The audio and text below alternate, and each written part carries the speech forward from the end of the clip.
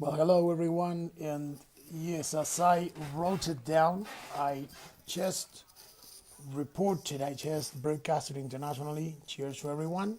Here with my mug, Love Coffee Hour, which I'm proudly part of. Always a good tea, it's a good idea for this time, the early morning, because if you think about it, here in South Texas, it's around three,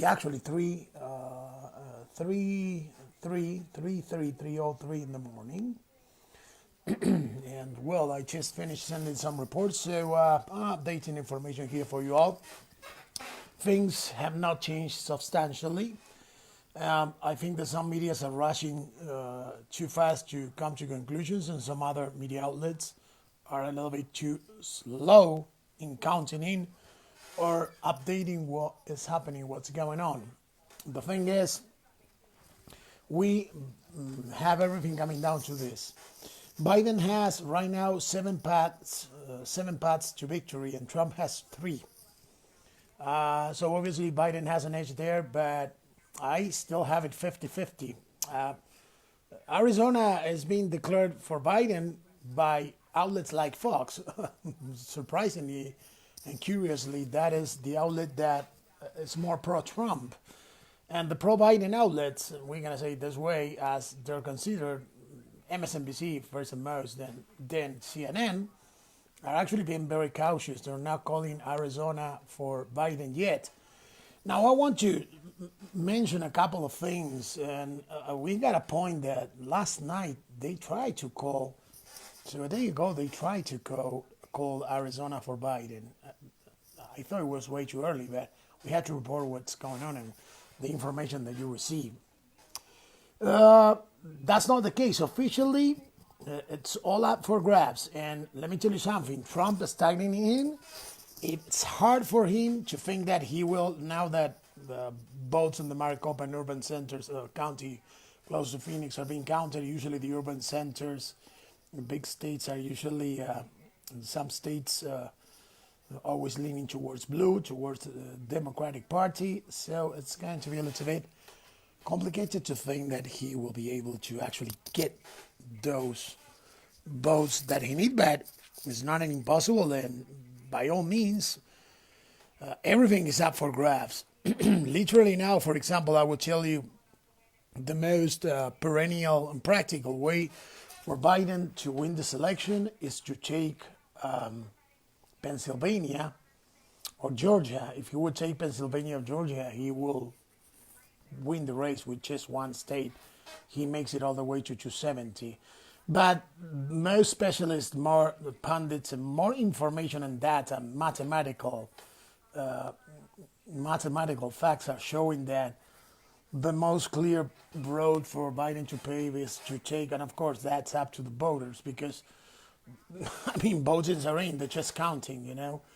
There's nothing nobody can do, but the thousands of voluntary workers counting votes, and that's another thing that we have to mention. But first, this everybody's saying that the path for Biden will be to take Arizona and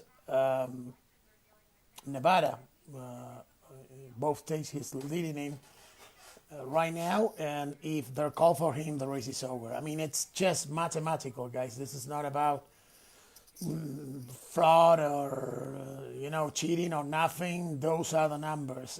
The point that we are right now, let's put it this way, most of the outlets are giving Trump 214 electoral votes. Fox News actually is giving Biden 264. So I guess that they're counting Arizona in. That's what you had to think, because if not, I mean, practically everything will be over. So yeah, they're counting Arizona in, I think. Biden is also closing in Pennsylvania and in Georgia, mostly in Georgia. And in Georgia also, the suburban areas and pre-suburban areas around Atlanta, the main city of the state of Georgia, are going to lean mostly Democrat. They're looking forward for it to turn blue. But again, all those things are speculations. There's nothing said yet, that is, again, for all of you to remain calm and understand that there's probably not going to be any more information coming in regarding new polls counting or nothing from no state. That is probably going to happen in the morning. I mean, right after the sunset and all the way to midday, probably.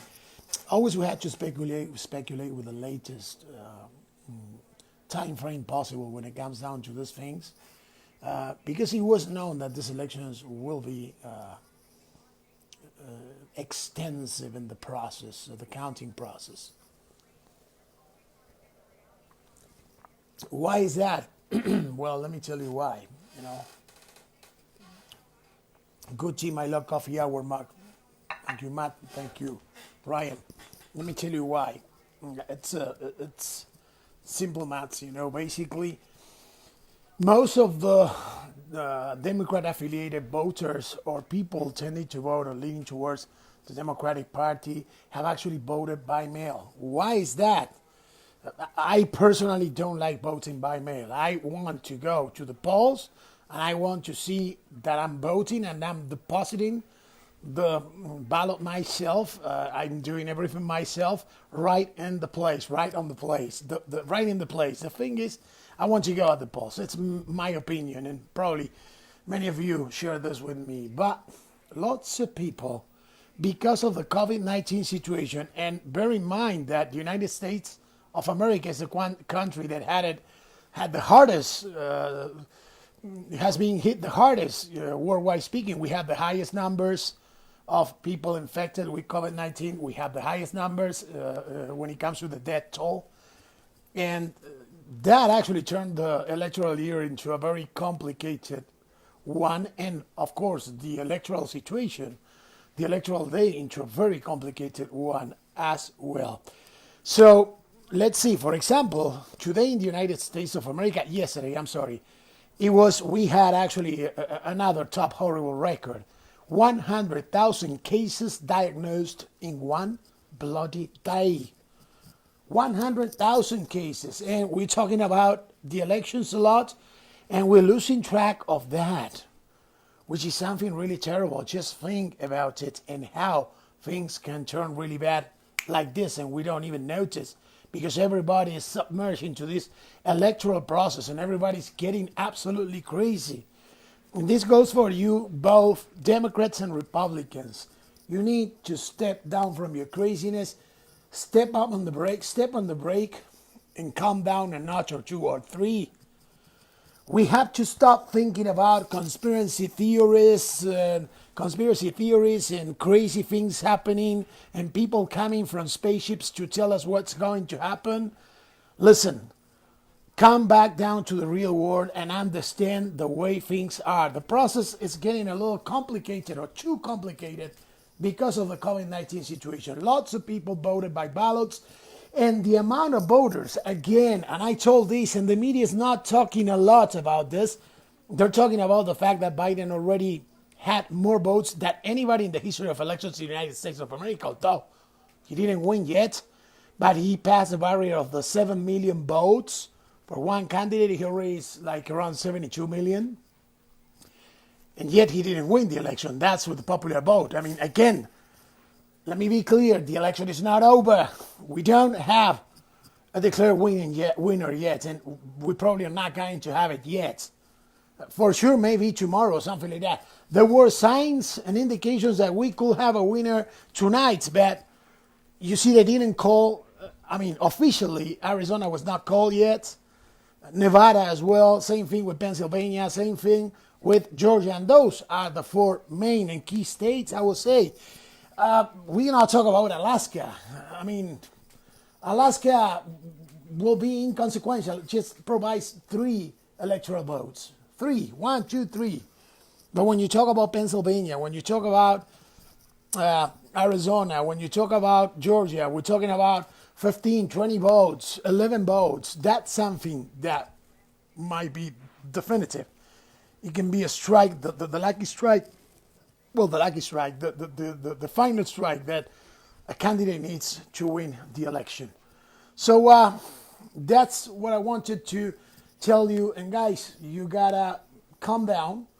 There are things that, of course, are happening right now. The counting is going on.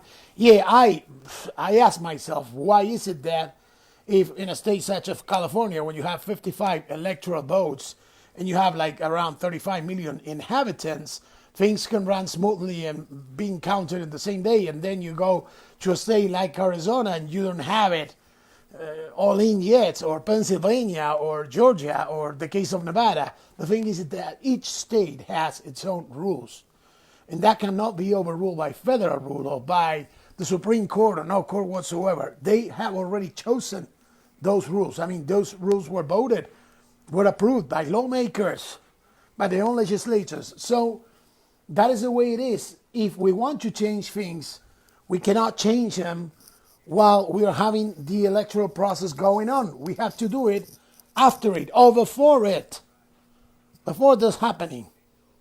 People like to complain a lot, but they need to understand how the process works. It's not just, okay, reaching the 270 delegates and that's it. There's a whole process. The American democratic process, the American democracy, the process to elect our officials, from president to down to anything else that we choose, and we choose a lot here in counties. We choose sheriffs, school district managers, etc., etc. The process is a mess. It can get messy. It can be a messy process, but so far it has been in place the way it is for 200 years. And of course, with all the technological advances and the modifications and everything that rules and regulations brought according and up to the times we were living in. So we're in 2020, we're not in 1820 or 1920. We are in 2020. This is the third millennium. This is the 21st century. So this is how things are.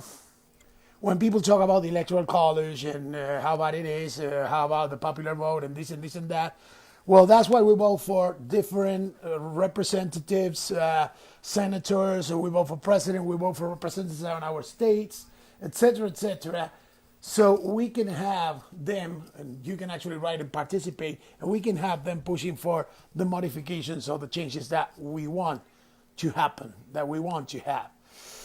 Another thing is, well, all of those who complain so much about the election and the process, well, you should have volunteered. I did. And I offer my service to count votes, to help with preparing places, polling places, to help people with information regarding voting places, and I did. Because of the fact that here in El Paso things went actually quite promptly and in very expeditious, if we can say it that way, fashion, things did not turn bad. Texas counted. Texas is another big state, 22 million inhabitants, and we were already with our final results yesterday. Texas went for Trump. It was actually a tight race, but eventually Trump turned it around, and he won it. He won it fair and square. So we didn't have many problems here. But as we see, the states that are still counting votes, well, check Alaska, and Alaska is a Republican state. It only provides 3 electoral votes. And we still have to see the results. Of course, Alaska will go for Trump. Those 3 electoral votes, those 3 delegates, will go for Donald Trump. But we still have to have results. So, well, that's a thing. And regarding the candidates, listen, everybody. When we have all this rhetoric about a candidate in this or that, I'm going to tell you right now, we had to stop with the thing that Donald Trump is a racist. Not stop that. We got to stop calling the president a racist and other names. And we got to stop calling Biden a corrupt and, baby kidnapper, as the way they did with Hillary Clinton, kind of person. Those things are just and simply not truth. These people have been in the public eye for many years, and with the kind of accusations that some people actually make, they'll be all behind bars right now, should one or half of those things being true. So these are not times to bring crazy theories and to think about, baby eating people or secret societies of racists, people getting together to control everything, or a government of reptilians coming out from the scourges of the earth to control our minds, hearts, and spirits. Listen, none of that is happening. And I'm sorry, I'm a professional reporter. I have to stick to the facts. Right now, what you have to think is about the numbers, the possibilities, the chances, and if your candidate eventually can be the one who wins this election. We are in the midst of that election, and results are not definite yet. And we're probably going to have to wait even for tomorrow, past tomorrow, or even more to have a definite result. Like around 7 p.m. Yesterday, they were saying that it was inevitable for Biden to win this and to get the 270. Some media outlets were even saying that it was a matter of formalities and that he was getting the 270s. And the fact is, he has a very clear path towards it. Again, he has 7 paths towards victory. 7 paths towards victory. Trump has 3. But again, nothing has been said yet. So let's say Trump wins the states to the east and Biden wins the 2 to the west.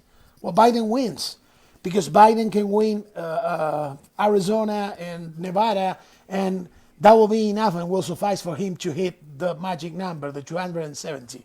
You have 270 delegates. Let's say Biden wins Pennsylvania, and that's it, and loses everything else. He wins. He gets 20 delegates, and he goes beyond 270. Let's say Donald Trump wins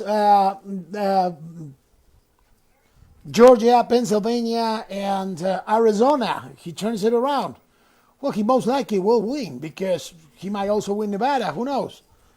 And he will win. So things are up for grabs. Does Biden has an edge over Trump right now? According to the mathematical possibilities, yes. But that doesn't mean that the race is over. It has been a very messy election.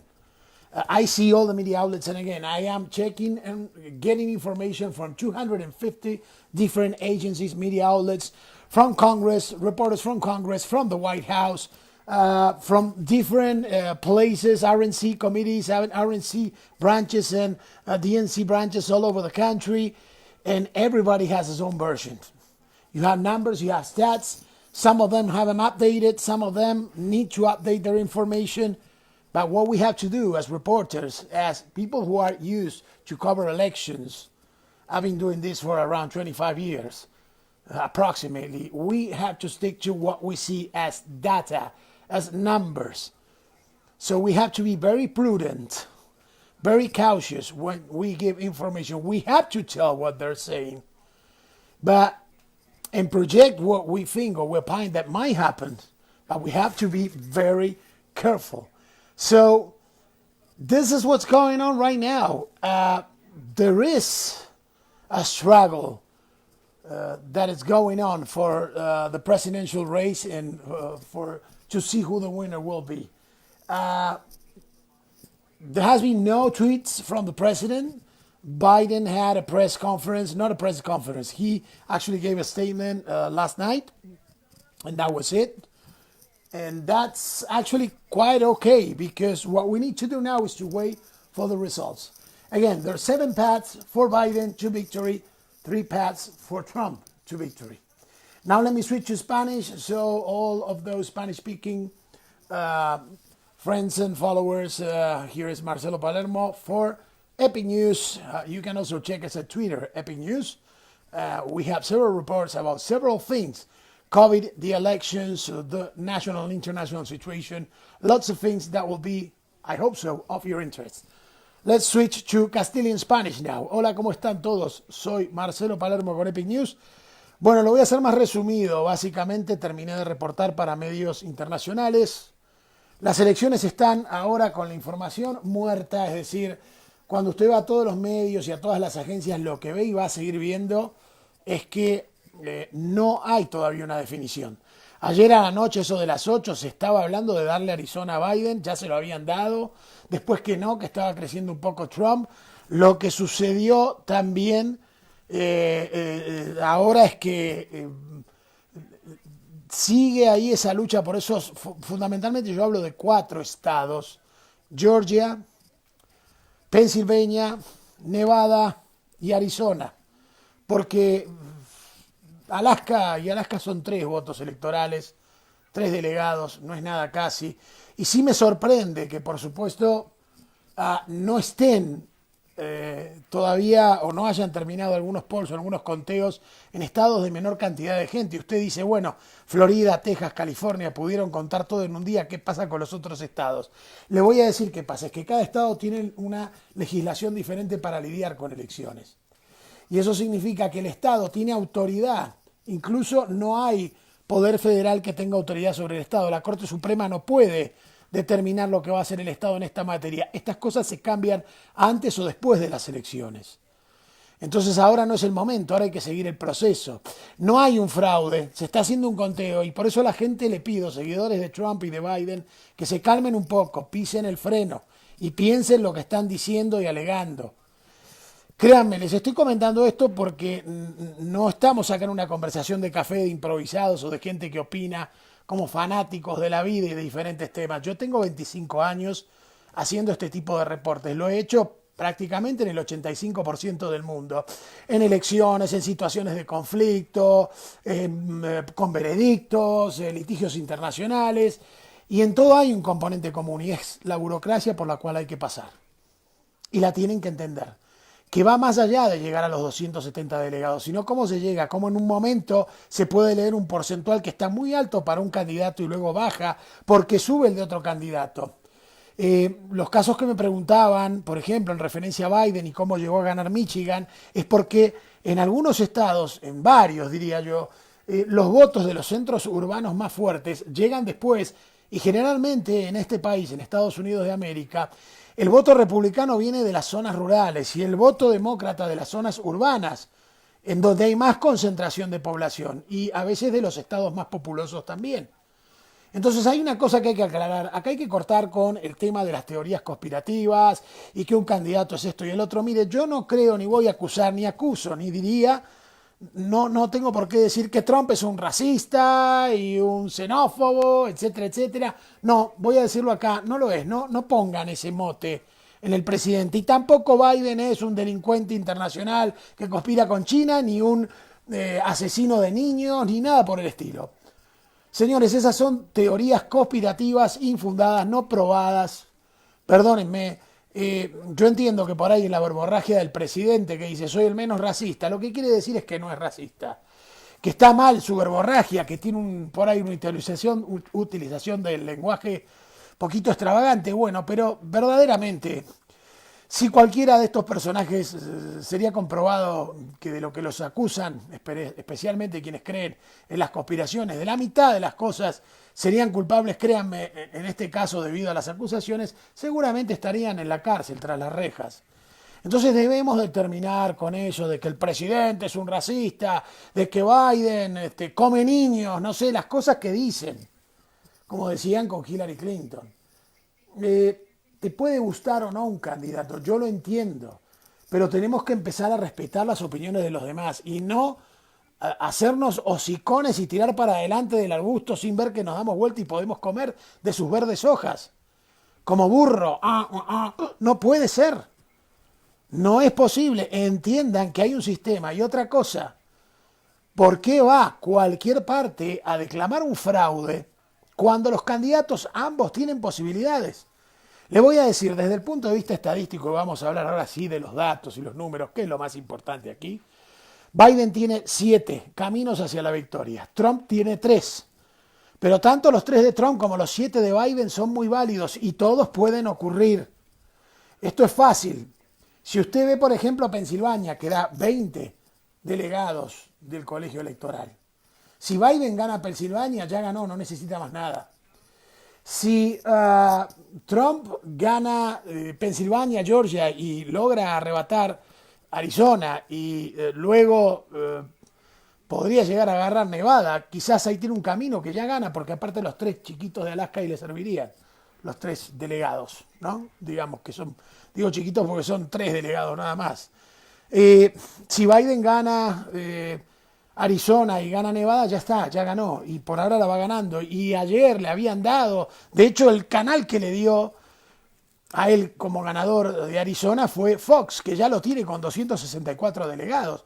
Yo me estaba preguntando, ¿será que esos son contando Arizona? Cuando vi que podía ser, bueno, digo, sí, esto hice la matemática y era obvio. Ah, ese es el tema. Pero todavía no se lo puede declarar ganador porque siguen contando votos y está muy cerrado todavía el camino. Es decir, sí, Biden lidera en Arizona, lidera en Nevada, pero Trump lidera en Pensilvania y en Georgia. Le pongo esos 4 estados porque son los determinantes. Hay otras cositas más en juego, pero esos 4 estados son los determinantes. North Carolina, por ejemplo, North Carolina yo calculo que va a ir de republicano. Se acercó Biden, pero Trump puede ser que ese se lo lleve, ¿verdad? Pero lo más determinante ahora está en Pensilvania, en Georgia, para que usted se enfoque, en Arizona, y que Arizona lo vengo diciendo hace una semana. Este estado va a ser determinante, especialmente cuando Cindy McCain habló de su apoyo a Biden. Mucha gente no estaba entendiendo esta proyección. Well, I said it so, and it happened that way. O sea, lo dije y así pasó. Eso se llama experiencia en trabajar en este tipo de cosas. Entonces, cuando usted se pone a analizar las cosas fríamente, deja de lado las pasiones o los enojos o las angustias, se da cuenta de cómo se reflejan los hechos y cómo se va creando el camino para que salga un candidato electo. De nuevo, Biden tiene 7 caminos a la victoria, Trump tiene 3. Los 3 de Trump y los 7 de Biden son todos igualmente válidos. Ambos candidatos tienen un camino abierto a esa victoria y pronto vamos a saber quién será el presidente. ¿Quién tiene más chances ahora? Bueno, técnicamente, matemáticamente, estadísticamente, el ex vicepresidente de Obama, Joe Biden, tiene más chances. ¿Pero queda Trump por esto afuera? No. Tiene camino abierto para ganar su segundo término. Quiero que lo entiendan bien y que hasta que no haya una declaración oficial, pues entonces no tenemos todavía ganador. Señoras y señores, gracias. Espero que estén todos muy bien. Ya aquí las 3 y tanto de la mañana, me la pasé reportando y ahora estuve reportando para medios internacionales. No más quería llevar esta cortesía de este video update, esta información